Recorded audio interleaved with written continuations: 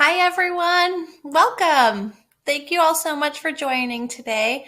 We will be beginning shortly, but in the meantime, feel free to drop your school name, grade level, and location into the chat feature so that we can see where everyone is joining in from today.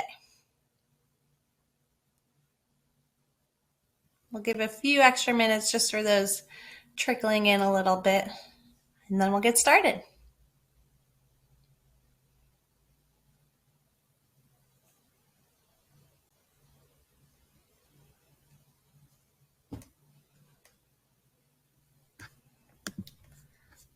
So we have some folks dialing from California, Washington, Vermont, third graders from Ohio, Miss Bryan's class, more Ohio, Philadelphia, Baton Rouge, Louisiana, fourth grade from California, fifth graders.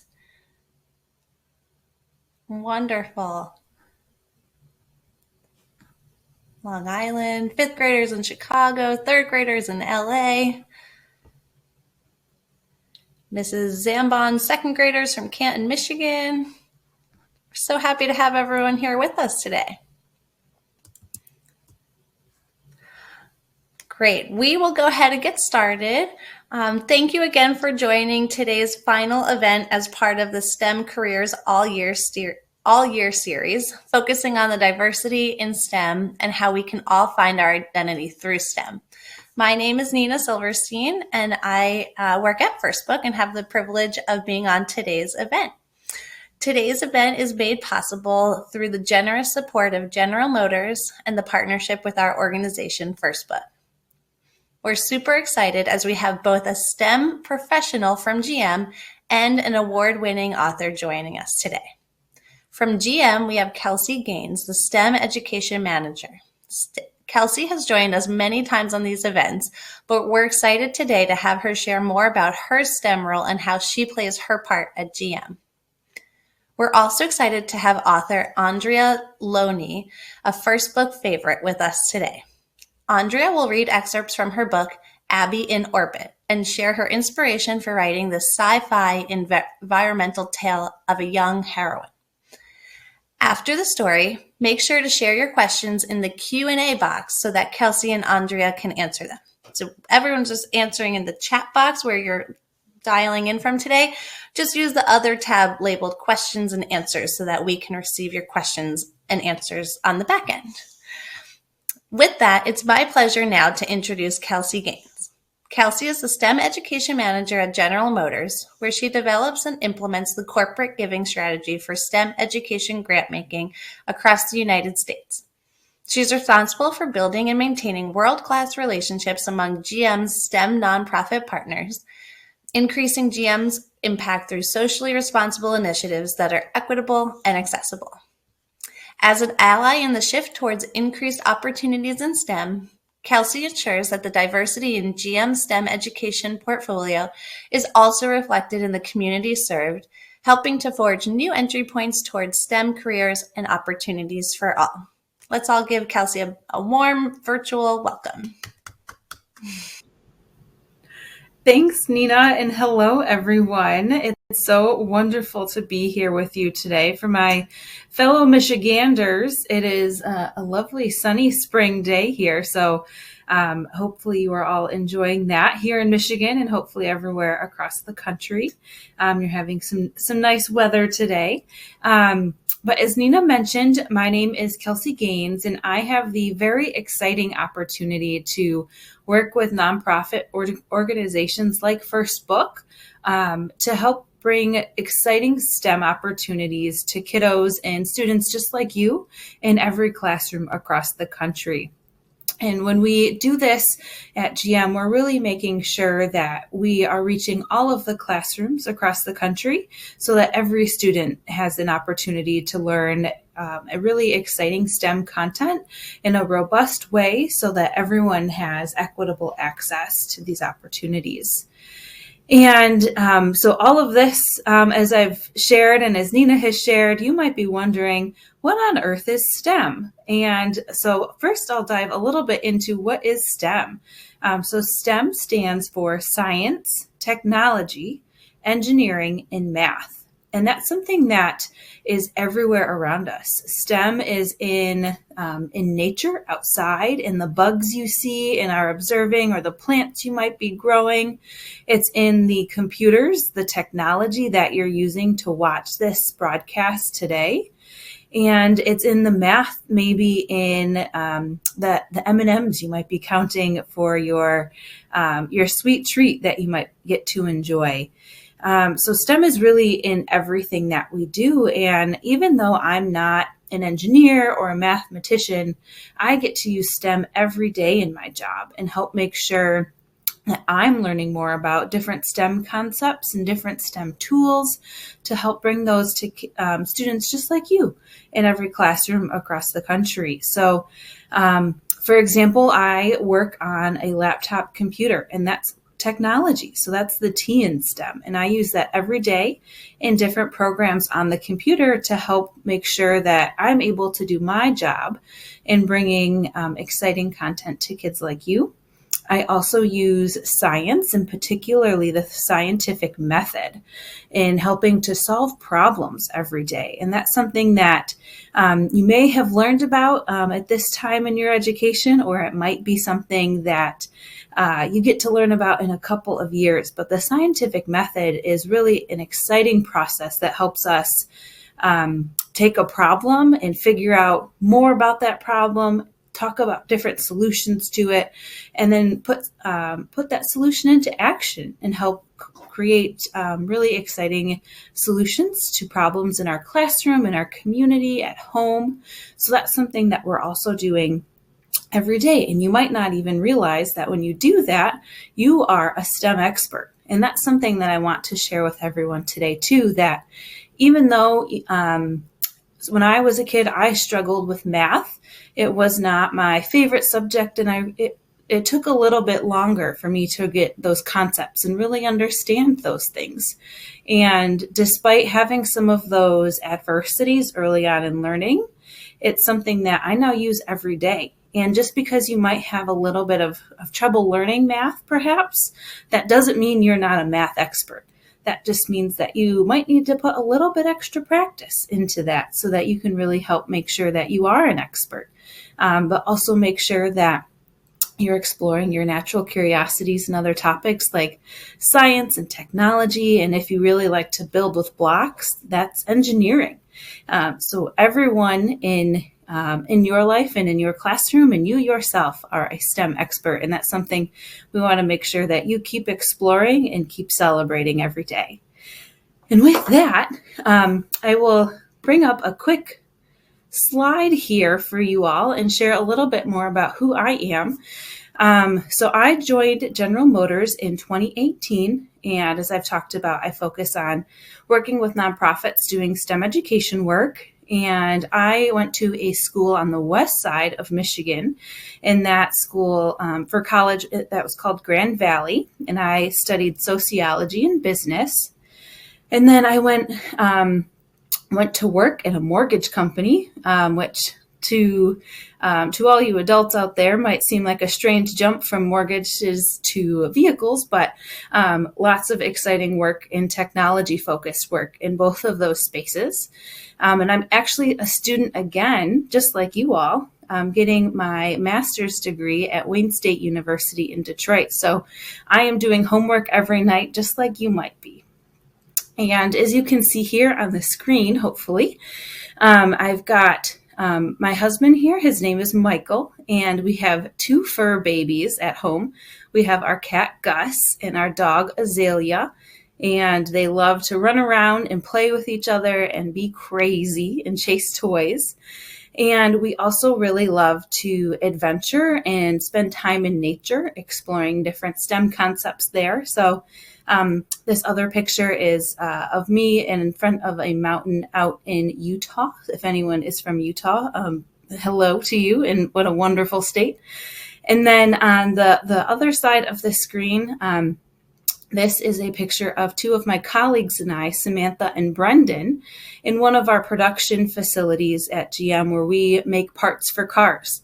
And we had an opportunity to explore and learn more about the different components that go into making a car engine, which how cool is that?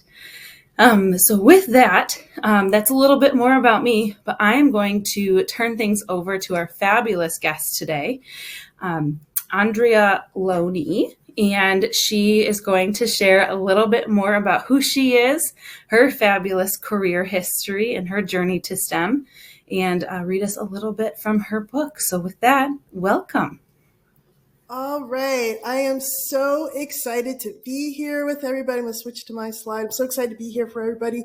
And thank you so much, Nina, Kelsey, Samantha, Jenna, who's not here, but thank you to First Book and GM also for including me in STEM careers all year, because this is something that is so close to my heart. Also, shout out to the Jersey people, shout out to the California people, shout out to everybody else in between, right?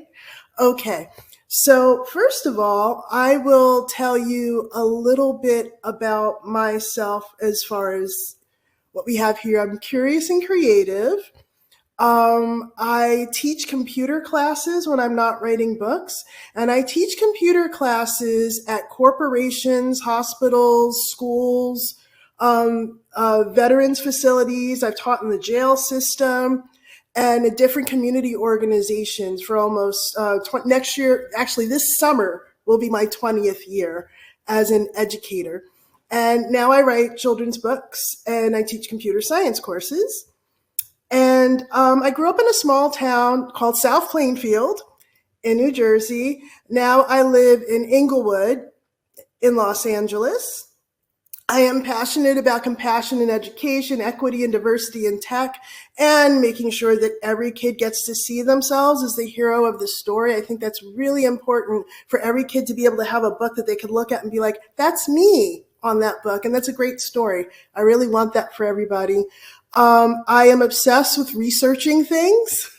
I just love learning new things. It's so much fun for me. And, you know, I like the beach, traveling, creating fictional worlds, Jamaican food, and napping. Napping's so cool. I really love it. Okay, so I want to tell you a little bit, though, about my background here and how I even got here. So my parents, and you can see me and my mom over there and me and my dad over there. My parents were tech people when I was a kid. My mom did organizational graphics for different companies in Wall Street. And she also sold the first Apple computers that came out in 1984.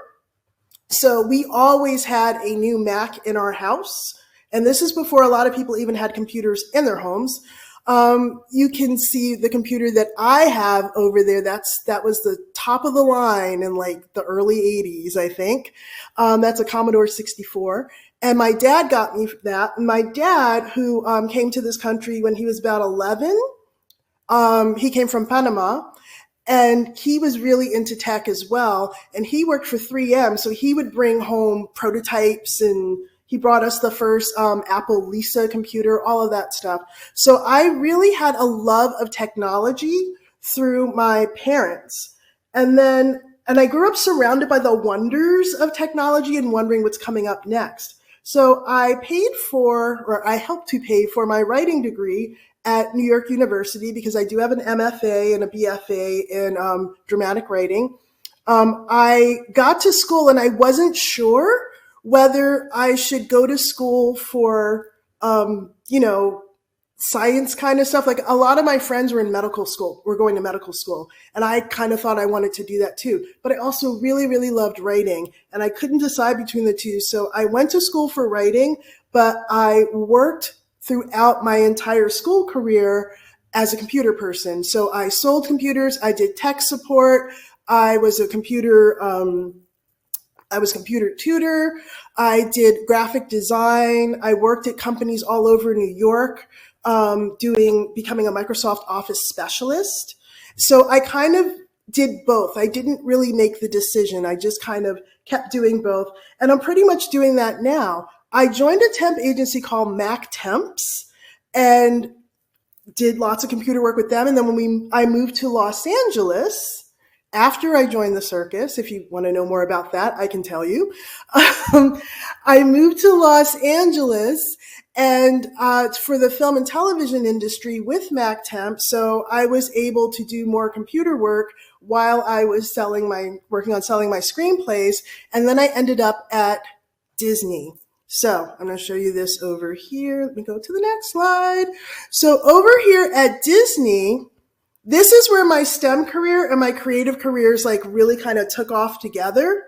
Because at Disney, you have to know how to use both a Mac and a PC and PowerPoint just to answer the phones. And any mistake you make while you're working is a multi-million-dollar mistake because of the scale of their industry. So you had to be very good and very fast. So everything that I learned and that I teach as a computer teacher, I learned at this job at Disney. And I was working with some of the most creative people I have ever met in my entire life, anywhere in the world. They're just so amazing. And that's what made me decide that I wanted to write children's books too. You know, I wanted to make things for kids the way I wanted to be a part of that childhood wonder and magic. So I started writing kids' books, and it took me a little bit. It took me about a decade.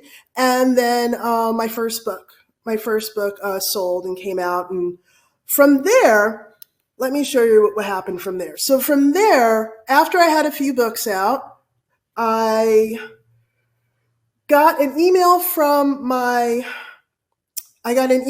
agent saying that there was a publisher that was interested in a chapter book series about a little Black girl who kind of has trouble with her paying attention, who's kind of like a little Black Anne of Green Gables in space.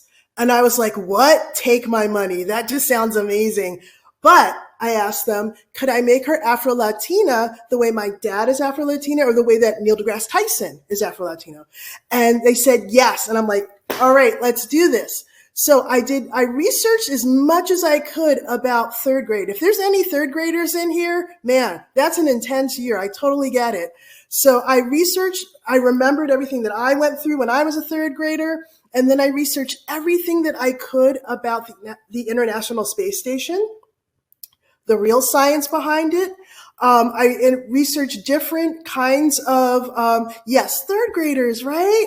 All right. So I researched different kinds of space agencies around the world because it's not just NASA. It's an international effort.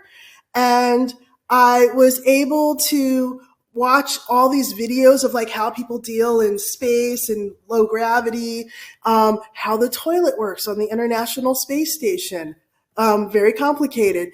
And also, I went to this website called the Space Dashboard, and it shows you where the International Space Station is right now and where it's going and what it can see and where it's going next, all of that. So I was really excited to check out all of that and put as much real science as I could in the books while thinking it's a made-up story, it's a made-up book. You know, we're talking about the future where anything could happen.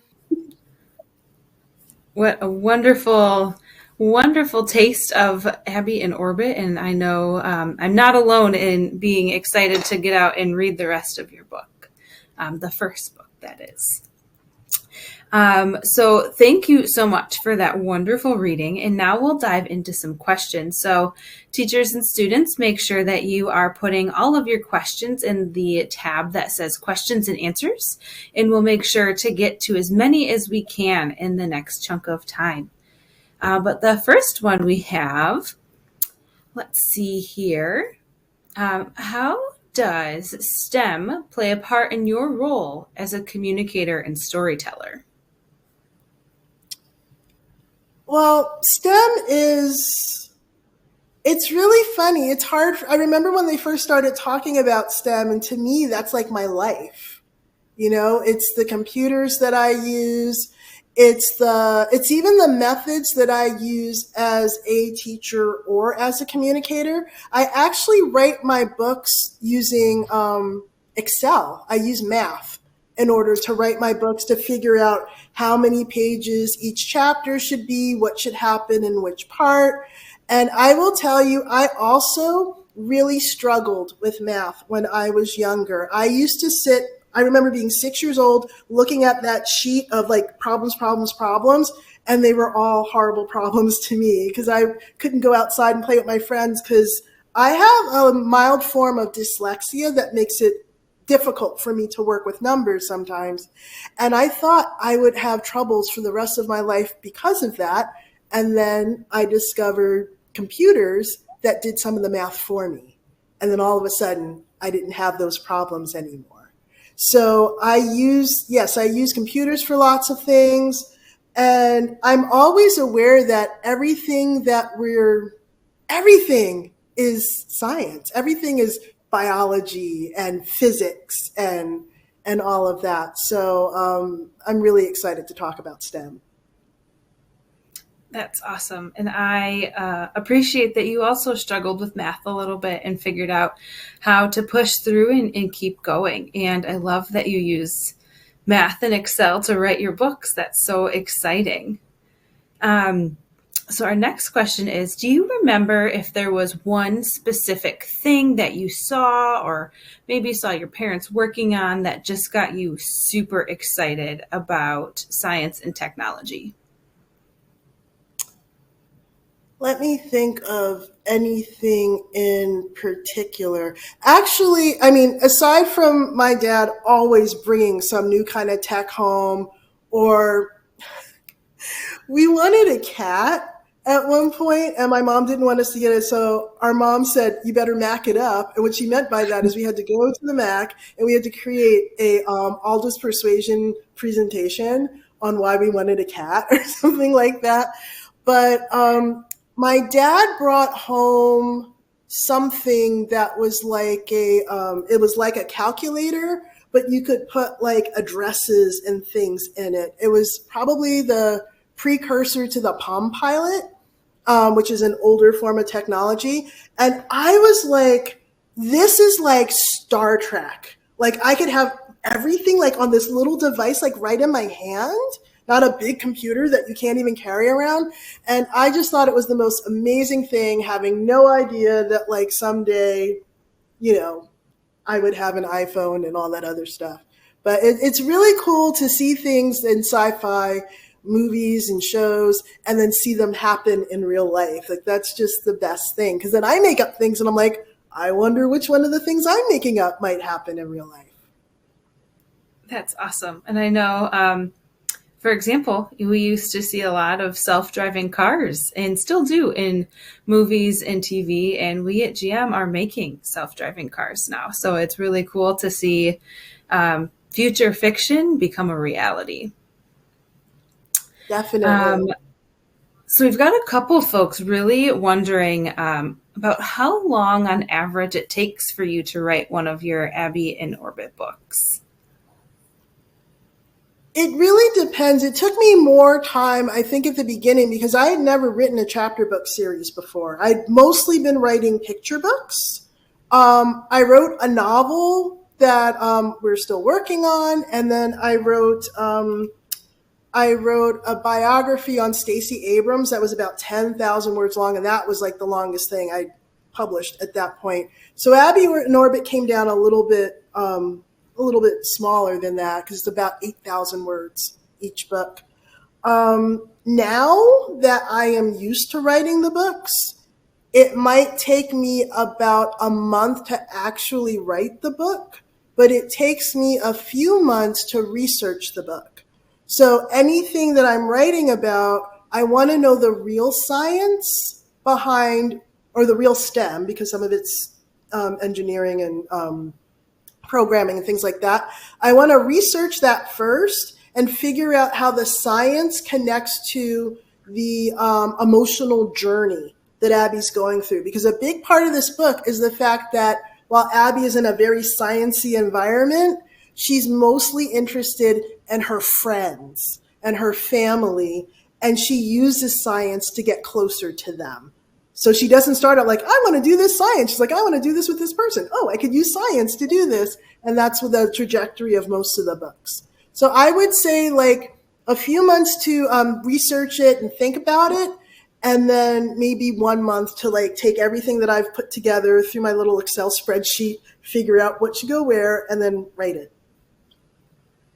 That's impressive. And you answered a couple other questions in sharing the answer to that question on the research component. And I think it's so exciting that you really make sure the science and technology and all of those concepts are researched and accurate when you're writing your books. And I think that kiddos get to learn the real science behind some of these concepts. And that's a really exciting combination to explore your creative side in reading while you're also getting to learn STEM concepts. Yeah, I mean, it's funny because there's certain parts when I was working on the book, the publishers were like, this is fiction, right? And this is in the future. And I'm like, all right. So it's not, I mean, everything isn't exact. There are some things that are made up, but my hope is that kids will read the books and then it will spark their interest in something, and then they will find out the real science behind what's in the book. And that's what I'm really hoping for. Also, at one point, one of the editors for this book series was an actual aerospace engineer who became a children's book editor. So I had every question I had, I was able to give to her, and she was able to catch things and change and tell me the history of aerospace in a way that I had. So it was really awesome to have her aboard for that. What an awesome experience. And speaking of more space things, we've got a lot of questions regarding that. So love that you're also wearing your space outfit today. Some folks would like to know, would you like to travel to space someday? That feeling when you go to I don't know, maybe Disney or something, and you see the Incredicoaster and everybody's screaming and going through and all that other stuff. I am one who would love to sit and watch, but I don't like it as much when I'm on the roller coaster.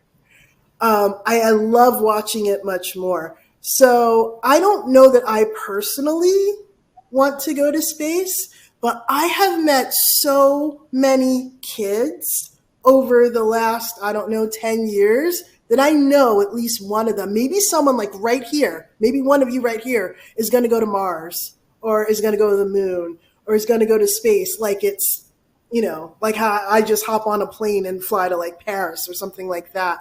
And I'm so excited about that. When I think about going to space, I mostly think about the kids that I know that are learning about it, how I was learning about things when I was a kid, and those things came true.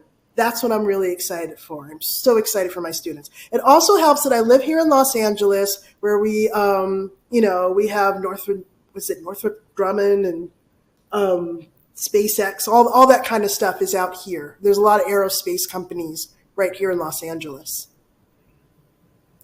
That's awesome. And I love that, what you want to do and what you don't want to do. And you're, following what your heart says to do with that. So changing gears a little bit, we have some folks from the second grade in NorCal. They would like to know, what is your favorite book? Oh, okay.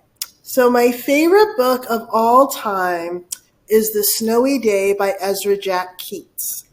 And maybe some of you have read it. There's this little black boy in a hoodie walking in the snow. And that book came out a few years before I was born. But my grandma had just become a teacher. And I was one of her first students when I was born. She taught me how to read when I was 3. And she was so excited to share that book with me because when she was a little girl, in the 1920s and the 1930s, they didn't have books like that about little black kids.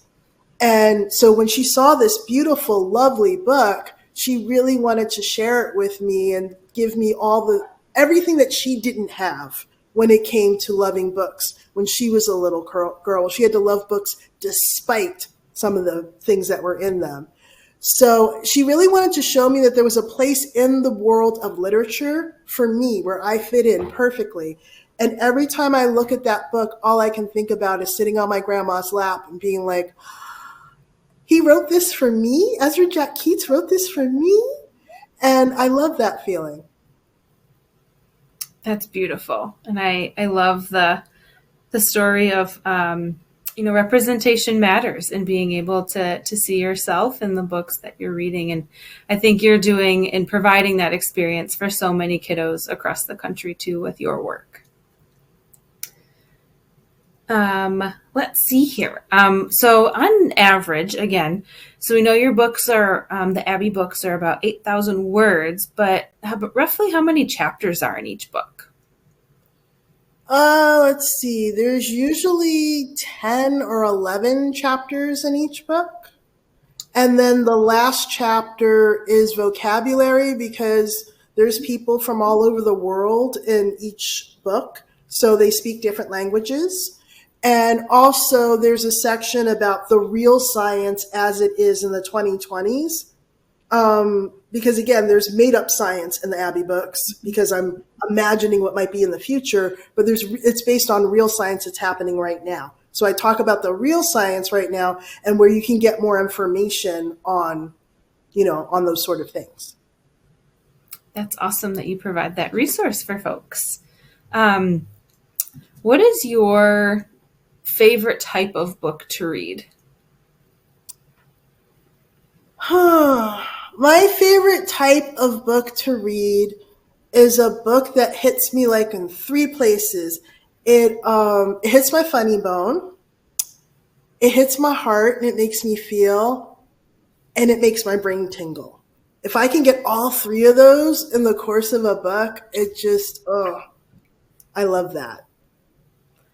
That's awesome. Do you have an example of a book that you've read maybe in the past few years that does that for you? Let's see. Okay, this is an odd example, but I'm going to give it to you anyway. There's a book called 28 minutes until bedtime, 24 minutes until bedtime. Can't remember the exact name of it, but it's a small period of time before bedtime, probably 28 minutes. And it's written by the director of the movie Everything Everywhere All at Once. And this is his first children's book, I guess. And it's about a kid who has to go to bed and doesn't want to go to bed. So the kid creates a time machine that he can always keep setting back so that it's never bedtime. But the problem is he messes up the time machine somehow, and now there's multiples of him with different levels of energy trying to take energy from each other. And it's just this big, ridiculous mess. And it all comes down to the fact that bedtime can be hard for everybody. But when you get to the end of it, it's always worth it to embrace your family's creativity. But it's so there's every page has a timestamp on it. And in some pages it says, go to this page, and you flip to it and you go there. And it's or you don't do it. And it says, I told you to go to this page. So now you have to flip and go. It's one of the most creative. Again, it blew my mind, made me laugh. And to see him with his family at the end when he had run out of time, just completely filled my heart. So that's an example of that. That sounds like a great book. I'm going to have to go get it myself. Let's see here. So some more questions about Abby. First of all, what made you pick the name Abby? Honestly, the name that they gave, the original title that the publisher, Albert Whitman, mentioned was Ava in Space. And I was like, Ava in Space. I want kind of a bubblier name. My sister's name is Ebony. Her nickname is Ebby. So Abby came very easily to me because I spent my entire life going Ebby, Ebby, Ebby. And it's funny because Abby actually looks like pictures of my sister when she was a little girl, which I think is kind of adorable that it worked out. And it also looks like some of her kids because she just basically kept having the same kid over and over again. I mean, not really. I'm not saying that, but That's awesome.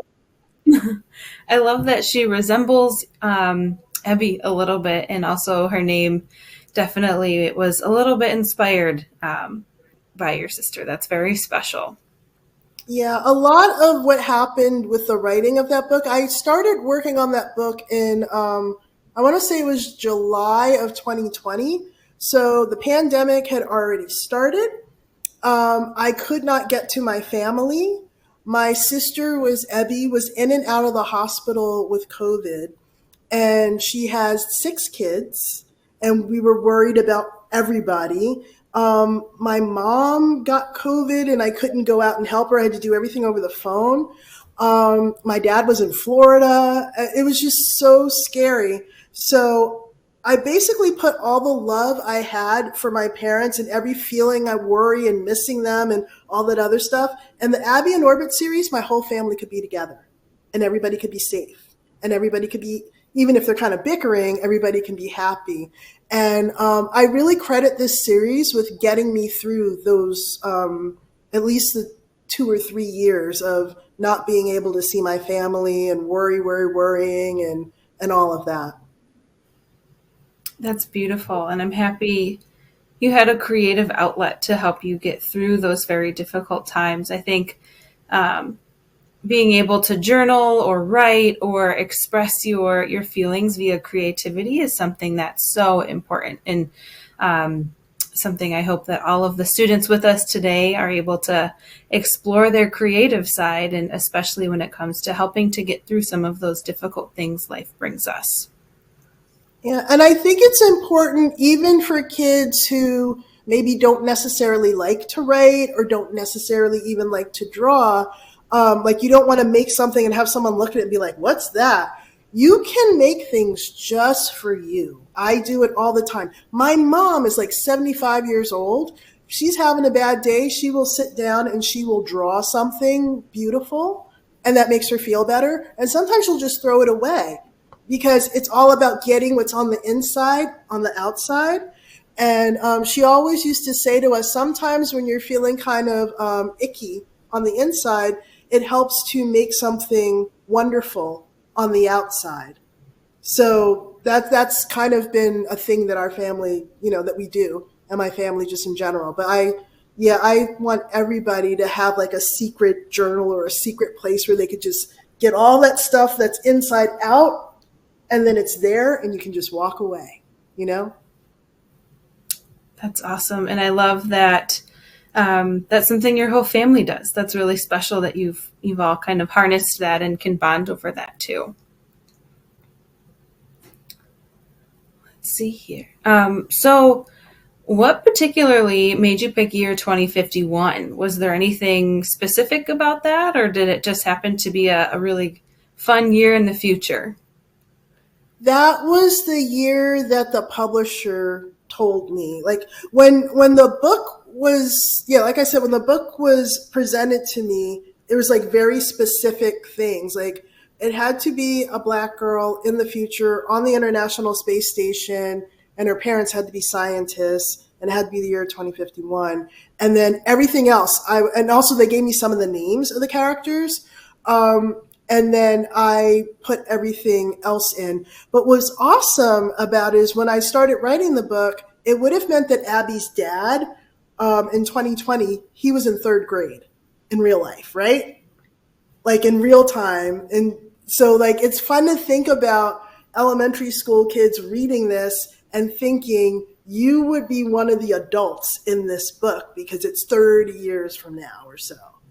So that part I had so much fun with. I really enjoyed that. And it made me think about how, when I was a kid, how I thought about things that had happened 30 years earlier back. And it's how it seemed, because I'm older now, and it doesn't, 30 years is like, I was in college, but it's been really fun to think about. It's been really fun to think about. And most importantly, I love writing about the future. I love projecting into the future when a lot of the problems that we have now have been resolved. I don't know how, but I'm excited to find out how it works out. And I just love the idea of all of us just kind of going forward together as a species, as a planet, and, continuing to take care of each other and connect with each other and connect with other worlds and all of that. So that part made it a lot of fun. That's awesome. And I think what a cool concept that, Abby's dad was in the third grade or it's very cool. I think that's awesome. Let's see here. So when you were a kid, you talked about all of the cool technology that your parents brought home from their jobs. Do you still have any of those? I don't have anything here. I think at my mom's place, she still has a Macintosh SE, which is when the Macs, before they were like fruit flavored, when the Macs were just like one big gray blob, and they had a black and white screen. Then I want to say that one came out like, I don't know, in the early 90s or the late 80s or whatever, because it's something that I used when I was at college. So she keeps that. We also have my grandmother's mimeograph machine from like the 50s or something like that. And I'm trying to think of anything else. I really find it hard to part with any technology. I still have my BlackBerry. I still have my Palm Pilot. It's somewhere in my closet. I have floppy disks, like the real floppy disks, and zip disks, I think, zip drive disks. And just, yeah, I don't really get rid of any technology, which is great because for my class, I teach a computer science class called Computer Concepts. And we talk about the history of computers way back when computers took up like an entire room to like, my Fitbit being a computer right now. And as we talk about the different stages, when I teach that class in person, I can go through my garage and bring things like, and this is what this was, and that was what that was. And it's kind of cool. I really like, because at the time that those things came out, it was the most amazing, mind-blowing thing I'd ever seen. And now there's even more amazing things. And there's going to be even more amazing things. And I just love that. I think that that's wonderful. That's so cool. And I love that you're able to show some real life examples of the technology that's being taught and being shared with current students. And it's a fun blast from the past. And with that, we have just one final question for you. Have you ever tried space snacks? I believe I've had space ice cream before. I remember they were like really popular when I was a kid, because I was a kid around the time that there's something called Space Lab. This was in the late 70s. There was a lab that was, floating in space, and it was done doing what it had to do, and it was coming down. So for like an entire summer, like we were all like, am I going to get hit by Space Lab? And everybody was like really, it came down. I think the day it came down, I was like at summer camp, and, good, we missed it. But we were all into like space snacks and, and all that kind of stuff to, it kind of sparked our creativity and sparked our imagination. But yeah, and I will say, after researching the Abby books, I started eating my peanut butter and jelly and tortillas, and I have to say, the astronauts are onto something. It's really good, and it's not as messy.